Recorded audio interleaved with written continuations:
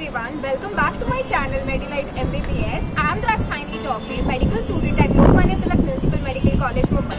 Today I am with Dr. Akanksha Nag, who have secured AIR 9 in INI CET July 2021. So, heartiest congratulations ma'am and welcome to my channel.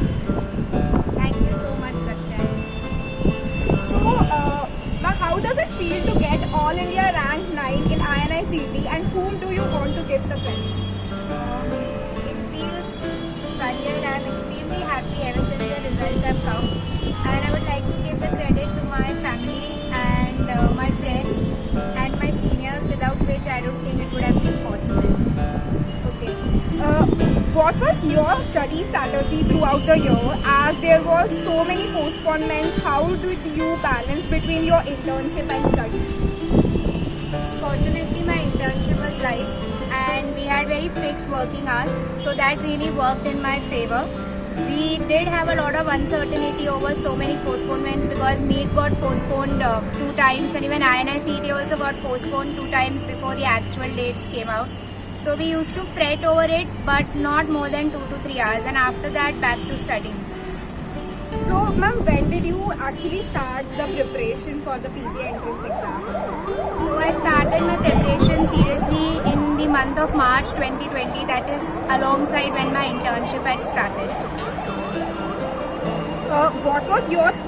What are your thoughts about external coaching which are available like DAMS, Bhartiya, Marrow, Prep Ladder? Did you join any? If yes, was it helpful to you?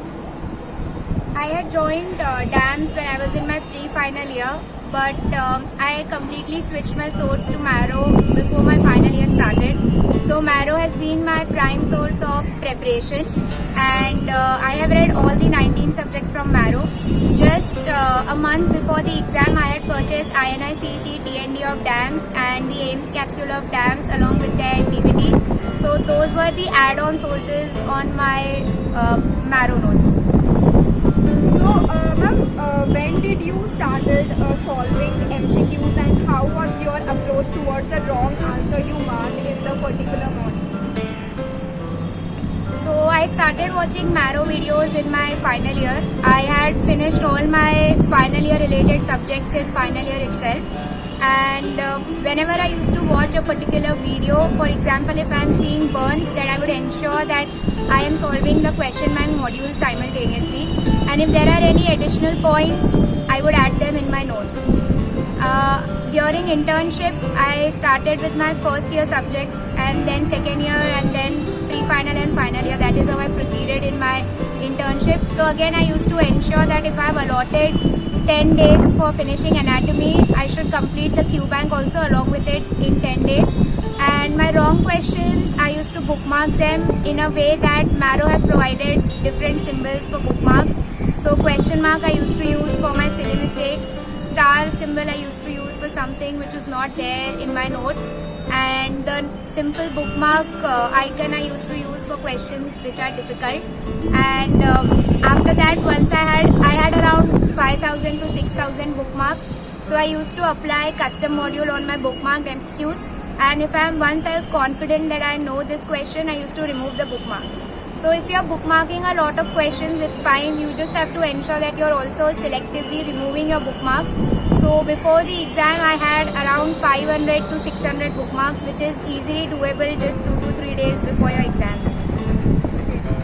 How significant is reading standard textbook in today's scenario of app-based education, and how concise note system? If yes, how should final year student allot time and attending classes, reading textbooks, and then practicing MCQs?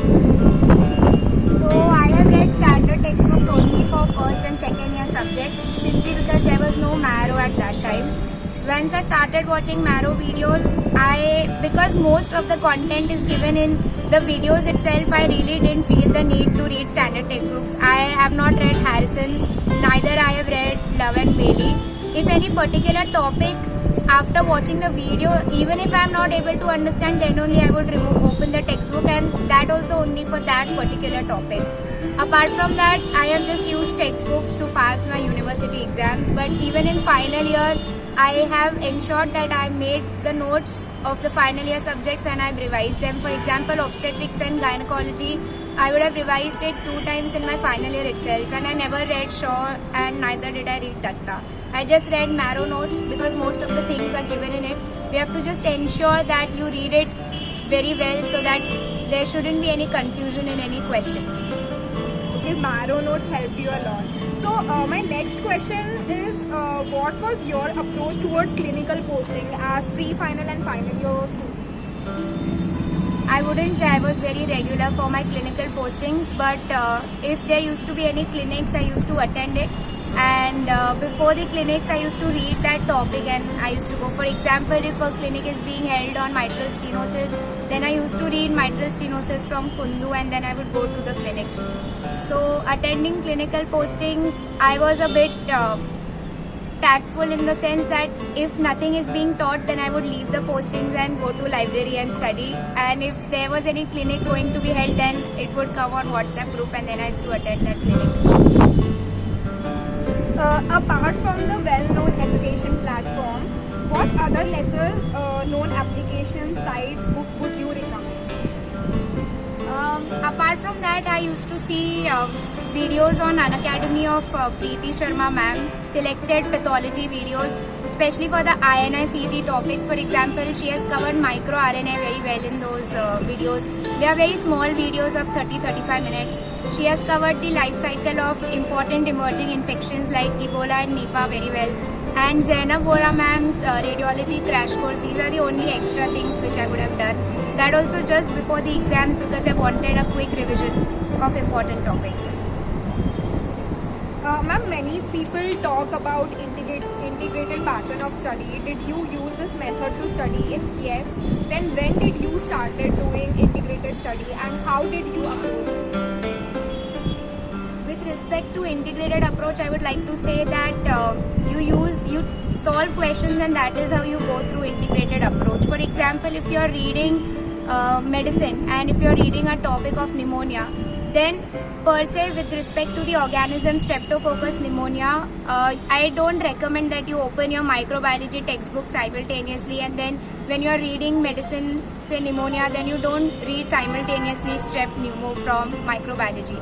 If you have opened, you should read it individually. You take up microbiology, then you finish entire microbiology. If you are reading medicine, then you finish entire medicine. And for all these integration purposes, that is something which will come through practicing a lot of grand tests. So that is what I recommend. How to manage college and self-study during final year, as there is a huge syllabus. Along with that, clinical postings are also important. How to handle both? It's easily doable. Even I have also done it. The thing is that you have to study every day. So in my final year, as soon as my final year started, we had final year of almost 1 year and there were around 280 videos in medicine to be finished. So I used to watch one video every day of medicine, and obstetrics, gynecology I finished in 60 days. There are around 80 videos, you can finish them in 2 months. Same for surgery. So the thing is that you have to study every day, and by the time your prelims come, you will be done with all the videos and you would have the notes in your hand. And if you still get more time, then it's better to revise them instead of doing new information, because I think the information given in the notes is sufficient enough. So I used to attend clinical postings, and then after lunch I used to sit in library and watch videos till evening and then go home and read whatever notes I had made that day. So this used to be my schedule in final year.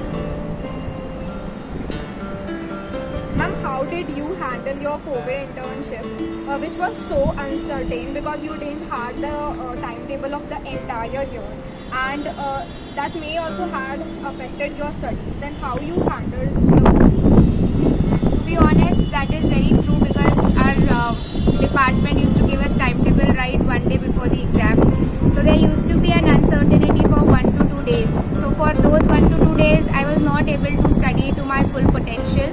And but later on things get adjusted, you get used to it and you have to try to figure a way out. It is same for everybody who is doing internship right now. So it's something which you have to figure it out yourself, but just ensure that you are able to finish your daily targets and at least you are able to study for 6 to 7 hours a day.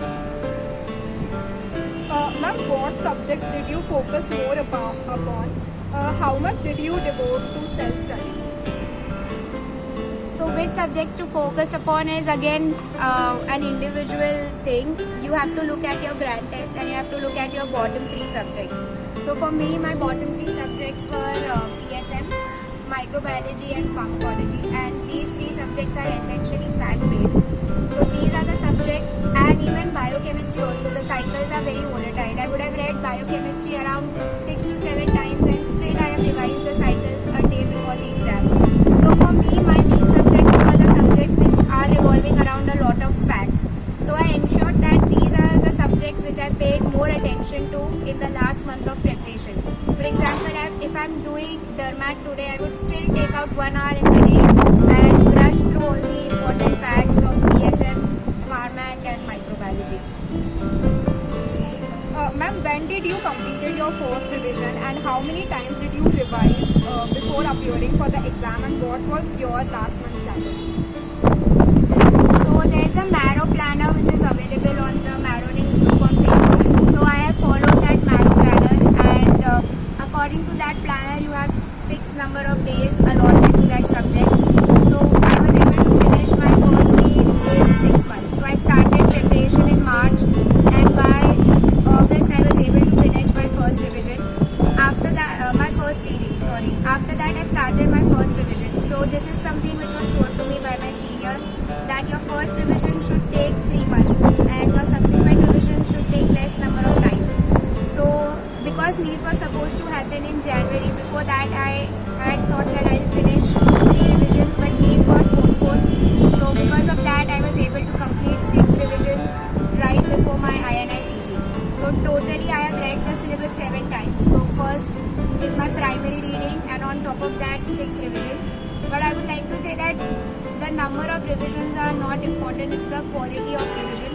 And whenever you're revising, you should highlight the high yield facts with a different color pen, so that when you open those same notes for the second time, you read only those highlighted points and not the entire stuff.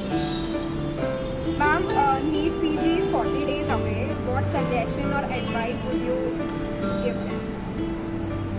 So those who are preparing for NEET PG, I would like to say that you should divide your days in terms of 30 plus 10. So one cycle of revision in 30 days and a second revision in 10 days. So in 30 days you divide your days and allot fixed number of days to subjects according to your weak points. For example, I would take medicine 2 days and surgery 2 days because these are huge topics. But a short subject like radio or anesthesia, you can finish it off in 1 day. So just ensure you are able to brush through all the 19 subjects in next 30 days and give grand tests every 7 to 10 days, and you should be able to review only the incorrect ones. Don't review all the 200 questions because it will take a lot of time. And in the last 10 days, this is something which you would have compiled for yourself, that what is volatile for you. For me, all the IPC sections in FMT, the tables of toxicology, cancer staging and scoring systems in surgery and gynac and milestones, these were some things which I kept for my last 10 days for the exam. Ma'am, as every topper, there is something called as success mantra. Then what was your success mantra which made you excel in INI-CET July 2020? There's only one thing, and that is hard work and persistence. That is what I say everybody, and this is something which was told to me by my seniors as well, that you have to study and you have to study every day, because when you study every day you make a habit. So no matter, even you are having a very bad day, I used to still come home and study, and that is because I made a habit of studying. So this is called as discipline, and I think that is what worked in my favor. Luck really doesn't play that much of a role. Maybe it will just alter your rank by 2 or 3, 4 up and down, but it's usually your hard work over the last 1 year, how much effort you have put. So your rank is a culmination of your hard work and not luck. My last question, any message or advice for future aspirants or viewers? The only message which I would like to give is just ensure your concepts are clear. That is something which you should ensure when you're reading it for the first time. Then on subsequent revisions, you revise those concepts and you strengthen them and you add on facts over that. So basically you build up a lot of knowledge of one subject, which is including conceptual as well as factual information, and you have to revise it multiple times. You don't have to read any alien things. Before exam, I used to, in almost always test, I was making Glasgow comma scale calculation wrong, and I used to make questions of brachial plexus wrong. So these are very simple topics, you know, they will be asked in exam. So these are the things which have to be revised, and don't run after any exotic topic. They are not going to be asked in exam. If you do your known topics very well, you revise them very well, that is sufficient to crack the exam with a good rank. Thank you so much, ma'am, for being with us here. And that's all for this interview. Thank you for watching.